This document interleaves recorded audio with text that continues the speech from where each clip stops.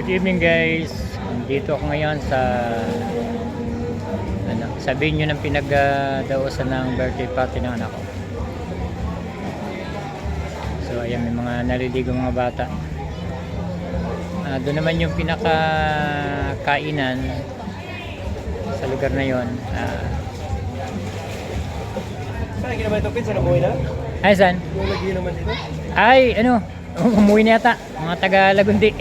Ay, taga saan yun? Taga dun sa Lagundi. Saan yun? Dito sa may puntang Murong.